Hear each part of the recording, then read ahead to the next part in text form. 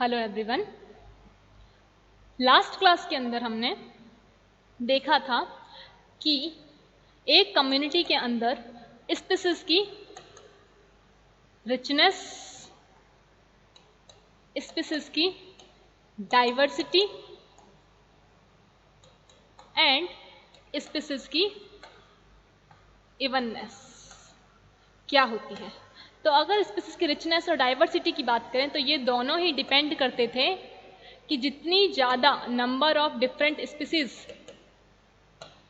वहाँ प्रेजेंट होंगी, अगर नंबर ऑफ डिफरेंट स्पीसीज ज़्यादा है तो यहाँ पर ये भी ज़्यादा होता था और ये भी, यानी कि स्पीसीज की रिचनेस भी ज़्यादा और डाइवर्सिटी भी ज़्यादा। जितने ज़्यादा अलग अलग स्पीसीज के मेंबर एक जगह पे प्रेजेंट होते हैं वो कम्युनिटी उतनी ज़्यादा, कम्युनिटी का ही पढ़ रहे थे ना हम, वो कम्युनिटी उतनी ज़्यादा रिच कहलाएगी स्पीसीज से एंड उतनी ज़्यादा डाइवर्स होगी, उसी के साथ साथ अच्छे से फंक्शन करेगी, स्टेबल होगी। लेकिन अगर स्पीसीज इवननेस ज़्यादा है, यानी कि number of same species members ये ज़्यादा है, तो कम्युनिटी में समानताएं ज़्यादा होंगी। दैट मीन वो लेस स्टेबल होगी एंड फंक्शन भी लो होगा। क्यों? क्योंकि सोच के देखिए, अगर कोई एरिया है, ठीक है, इस जगह पर बहुत सारी तरह की स्पीसीज प्रेजेंट हैं। चलिए हम 5 स्पीसीज ले लेते हैं कि एक नीम है, एक ऑरेंज है, एक कोई एनुअल प्लांट है, कोई एफिमेरल है एंड कोई जीरोफिटिक है। चलिए ठीक है, ये हो गया। वहीं कंपैरेटिवली यहाँ पर 2 तरह के एनुअल प्लांट ही हैं, लाइक वीट, लाइक यहाँ पे एक वीट है एंड मेज है, और इनके जो नंबर हैं वो हैं 50-50 दोनों के 100। टोटल कितना है? 100। 2 एनुअल प्लांट की स्पीसीज हैं। और वहीं पे इनका नंबर, जैसे नीम के 10 प्लांट्स हैं, ऑरेंज के 5 एनुअल प्लांट 30 नंबर में है। एफिमेरल्स एनुअल्स में भी 2 तरह के हैं या 3 तरह के ले लीजिए, वीट, मेज एंड राइस। एफिमेरल्स भी 2-3 तरह के हैं जिनके नंबर हैं अप्रॉक्स 30 और जीरोफिटिक के नंबर हैं 10। तो इस तरह से 2 स्पीसीज अलग अलग तरह की हैं। तो क्या होगा कि इन दोनों में से कौन सी ज़्यादा स्टेबल होगी? तो ये वाली ज़्यादा स्टेबल होगी। क्यों ज़्यादा स्टेबल होगी?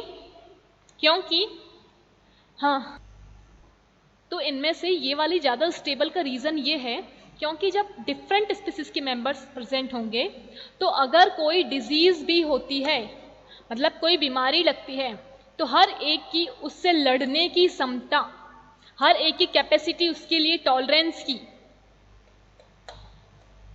फाइटिंग की, वो अलग अलग होगी। तो हर स्पीसीज में वो हो सकता है कि एक ही स्पीसीज को इफेक्ट करती हो तो बाकी तो प्लांट बच जाएंगे ना, बाकी तो कम्युनिटी डिस्टेबल नहीं होगी, अच्छे से फंक्शन कर पाएगी। कोई प्रेडेटर शायद एक को ही खाता हो, तो इस तरह से अगर कोई भी हार्मफुल इफेक्ट पड़ता है तो शायद एक ही पे पड़े, और इन सब का जो कंप्लीट पैकेज है, कोई नेगेटिव इफेक्ट भी डालती है स्पीसीज तो वो कम डालेगी क्योंकि नंबर कम है उसके। लेकिन जब नंबर बहुत ज़्यादा है और एक ही तरह के हैं तो हार्मफुल इफेक्ट भी ज़्यादा हो जाएगा एंड कोई तरह का बेनिफिशियल इफेक्ट होगा तो वो सिर्फ और सिर्फ जो वो 2 स्पीसीज देती थी उतना ही मिल पाएगा। इसलिए वो कम्युनिटी कैसी होती है? लेस स्टेबल होती है और कम फंक्शनल होती है। लेकिन यहाँ पर अगर रिच हो और डाइवर्स हो तो वो स्टेबल होगी एंड अच्छे से फंक्शन करेगी। ये चीज़ आपको थोड़ा सा अपना माइंड को ओपन कीजिए और सोचिए, थिंक प्रैक्टिकल। जितना ज़्यादा आप इको के अंदर अपने आप के माइंड को थोड़ा सोचने के लिए मजबूर करेंगे उतना ज़्यादा आप कंसेप्ट को अच्छे से समझेंगे। रटना नहीं है, कंसेप्ट को समझना है। इम्प्लीमेंट कीजिए, सोच के देखना ये पॉइंट और इम्प्लीमेंट करके देखना। जैसे आप खेतों के अंदर करते हैं, जो भी फार्मिंग्स वगैरह करते हैं, या फिर आप जहाँ फार्म हाउस में जाएंगे तो वहाँ पर पहले क्या होता था कि एक तरह की स्पीसीज को उगाया जाता था सिर्फ, तो उससे डिजीज के चांसेस बढ़े। फिर क्या हुआ, तो डिफरेंट तरह की स्पीसीज को उगाया जाने लग गया। अब आपको बीच बीच में यहाँ पे फ्रूटिंग प्लांट्स भी मिलेंगे। ये सब इसलिए हो रहा है क्योंकि जितनी ज़्यादा वहाँ पे डिफरेंट वेराइटीज़ प्रेजेंट होंगी, वो कम्युनिटी उतनी ज़्यादा स्टेबल होती है और ज़्यादा फंक्शनल होती है कंपैरेटिवली एक तरह के मेंबर से। चलिए, ये हुआ जो हमने लास्ट क्लास में पढ़ा था, उसका रिवीजन और उसके पीछे के कॉन्सेप्ट्स। अब हम आज की क्लास के स्टार्ट करते हैं। आज हमें पढ़ना है क्वालिटेटिव कैरेक्टर में ही जो सेकंड पॉइंट है वो है structure of community. First point complete हो गया, अब हमें पढ़ना है structure of community. Structure of community second. Structure of community के अंदर आपको पता है कि हर एक स्पीसीज जो प्लांट्स हैं वो अलग अलग तरह से मिलते हैं। जैसे कि देखिए, आप रोड साइड जाइए, ये है हमारी रोड, यहाँ पे आप देखेंगे कि इसके किनारे किनारे पे प्लांट होंगे। जस्ट फॉर एग्जाम्पल, अब आप एक फार्म में जाइए, खेत में, वहाँ पे आपको इस तरह से प्लांट मिलेंगे। फिर आप कोई एक ओपन एरिया में जाइए, वहाँ पर आपको रैंडम प्लांट मिलेंगे। कहीं पे ग्रुपिंग होगी, कहीं पे बिल्कुल बेरल पड़ा होगा, कोई प्लांट नहीं होगा, कहीं पे थोड़ी थोड़ी दूरी पे होंगे। इसी के कंपेयर में आप एक माउंटेन पे जाइए, वहाँ पर आपको इस तरह से प्लांट मिलेंगे। कोई जो एक्वेटिक सोर्स है, नदी तालाब, उसमें जाइए, ऐसे मिलेंगे। तो ये सारे जो अपने आप को प्लांट अरेंज करते हैं, इसे कहते हैं स्ट्रक्चर ऑफ कम्युनिटी, कि प्लांट अपने आप को नेचर में कैसे अरेंज करे हुए हैं। प्लांट ले लीजिए या एनिमल्स ले लीजिए, लेकिन हम क्योंकि बॉटनी के अंदर इको पढ़ रहे हैं तो हम प्लांट के रिस्पेक्ट में बात करेंगे। तो अगर हम प्लांट के रिस्पेक्ट में स्ट्रक्चर ऑफ कम्युनिटी देखें तो कम्युनिटी के दो तरह के स्ट्रक्चर होते हैं, या ऐसे कह लीजिए कि हम दो तरह से स्ट्रक्चर ऑफ कम्युनिटी देख सकते हैं।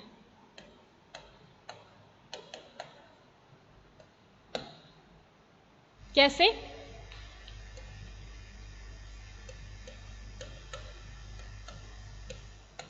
फर्स्ट एक अपन देखते हैं vertical study, plain vertical study. दूसरा अपन देखते हैं हॉरिजेंटल स्टडी, डेप्थ में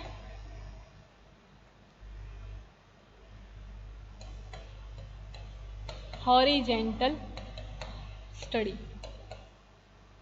अब ये दोनों पॉइंट आप कहाँ देख रहे हैं, ये दो टाइप आप कहाँ देख रहे हैं?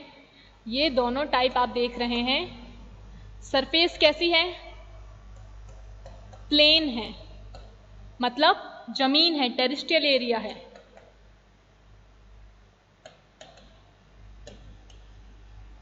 अभी हम टेरेस्ट्रियल एरिया की बात कर रहे हैं।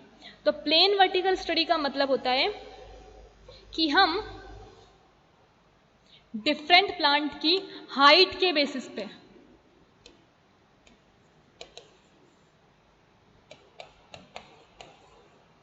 प्लांट्स की जो डिफरेंट हाइट्स हैं उनके बेसिस पे क्या करते हैं? लेयरिंग करते हैं। और जो लेयर्स बनती हैं, लेयरिंग का मतलब लेयर फॉर्मेशन करते हैं,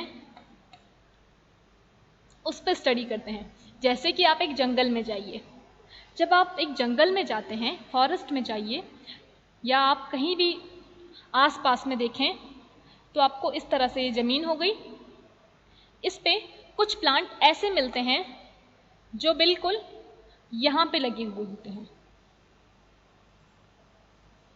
बिल्कुल इससे चिपके हुए। कुछ आपको इस तरह से मिलेंगे, इस हाइट के।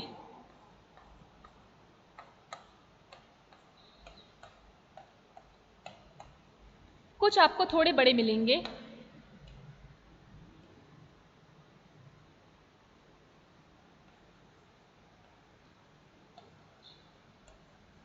कुछ इनसे बड़े,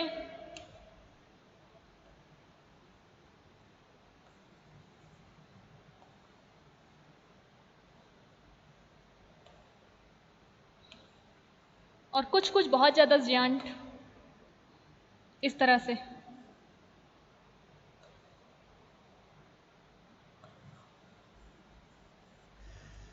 तो ये जो डिफरेंट तरह के प्लांट मिल रहे हैं, आप जब उसे वर्टिकल स्टडी करते हैं, यहां पे हमने क्या बोला है, वर्टिकल। जब आप इस फॉरेस्ट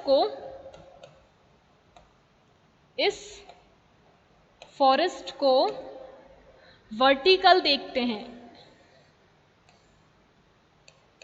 ऐसे वर्टिकल मतलब खड़े में, तब आपको वहां पे लेयरिंग मिलती है। लेयरिंग कैसे, यहां पे देखिएगा कि कुछ प्लांट आपको इस हाइट के मिल रहे हैं, ये एक लेयर हो गई, लेयर 1।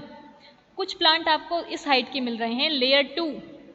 कुछ प्लांट आपको इस हाइट के मिल रहे हैं, लेयर 3। कुछ इसके, लेयर 4, और कुछ इस हाइट के, लेयर 5।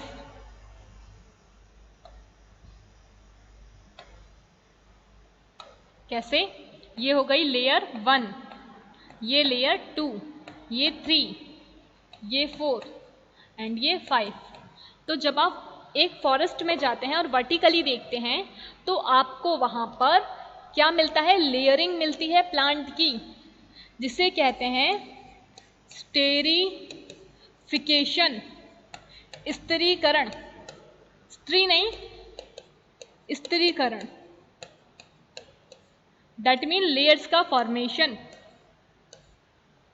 ये होता है वर्टिकली स्टडी जब अपन फॉरेस्ट में जाते हैं।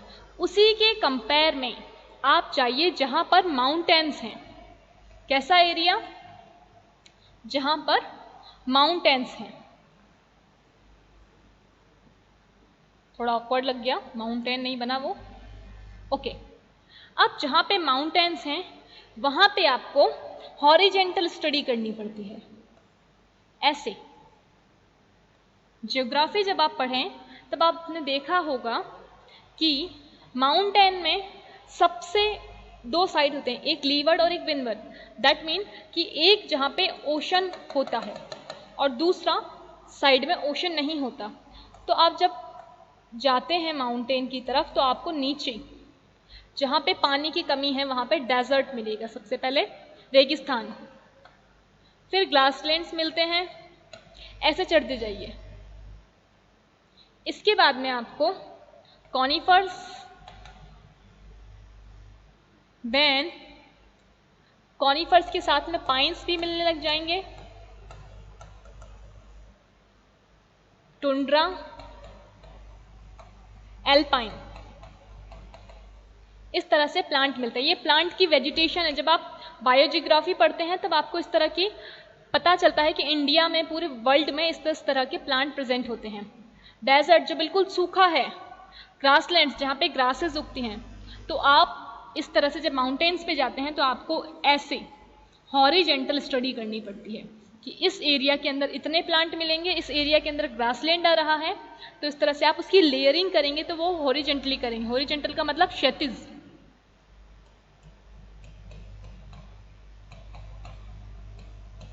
इसको कहते हैं ऊर्ध्व, ओके। अब यहां पे आप कैसे स्टडी करते हैं, हॉरिजेंटल। इसे मैं इस तरह से ना लिखूं तो ऐसे लिख देती हूं यहां पे, ताकि आपको याद रहे। इनकी स्टडी आप ऐसे करते हैं, हॉरिजेंटल। और ये जो आपको डिफरेंस मिल रहा है, ये क्यों मिल रहा है, क्योंकि यहां पर टेम्परेचर में ऊपर जाते हैं तो आपको वेरिएशन मिलता है। क्योंकि टेम्परेचर में वेरिएशन है, इसलिए जैसे जैसे आप ऊपर जाते जाएंगे आपको वेजिटेशन टाइप में चेंज मिलता जाएगा, जिसको आप हॉरिजेंटल स्टडी करते हैं। तो ये था एक टेरेस्ट्रियल हैबिटाट की बात करें तो ज़मीन पर इस तरह से दो तरह से मिलते हैं। जो प्लेनर एरिया होगा वहाँ पर आप वर्टिकल स्टडी करते हैं, और जो माउंटेन वाला एरिया होगा वहाँ पर आप हॉरिजेंटल स्टडी करते हैं। अब बात करते हैं जहाँ पर पानी हो, एक्वेटिक हैबिटाट है। तो एक्वेटिक हैबिटाट के अंदर आपको बिल्कुल अलग तरह का मिलेगा। थर्ड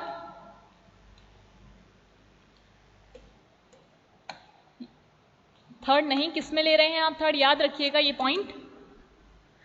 इसका स्ट्रक्चर ऑफ कम्युनिटी का ये फर्स्ट था, ये सेकंड था। अब हम इसका थर्ड पढ़ रहे हैं कि जब हम एक्वेटिक एरिया में जाएं तो एक्वेटिक एरिया के अंदर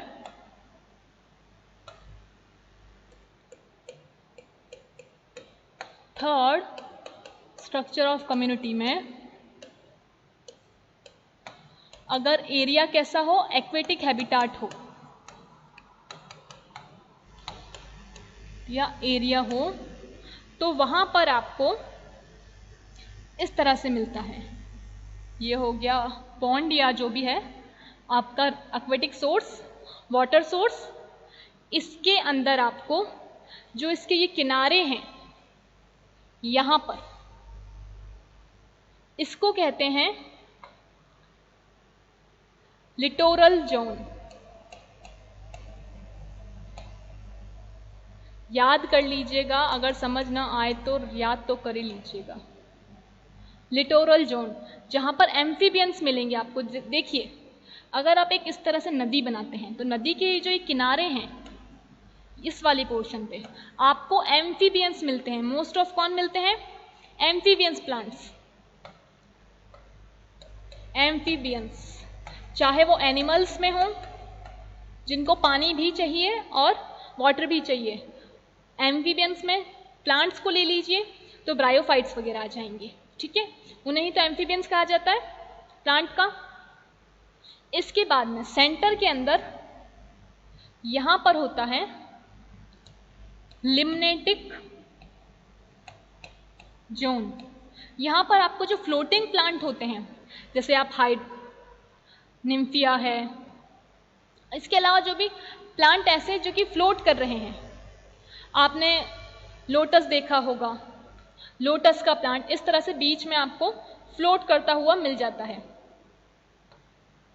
इसके बाद में एक टाइम ऐसा आता है, मतलब एक जगह ऐसी आती है पानी में जहां पर जो लाइट है वो अब नहीं पहुंच पाती। तो यहां तक, इस हद तक तो लाइट पहुंच पाएगी।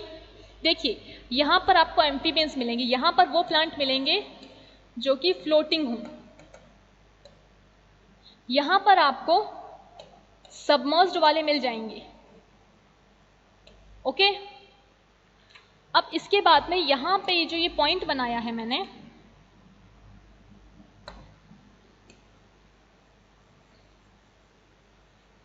इस पॉइंट को कहते हैं लाइट सैचुरेशन पॉइंट, कि इसके बाद पानी में लाइट नहीं पहुंच पाती, लाइट अब इससे आगे नहीं जाएगी। तभी आपने देखा होगा कि जब भी डीप डेप्थ में दिखाते हैं सी को तो आपको वहां पे अंधेरा दिखता है।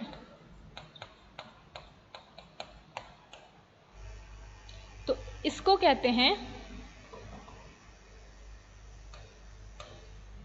ये वाला जो जोन है जहां से लाइट आगे नहीं जाती, कुछ बैक्टीरिया,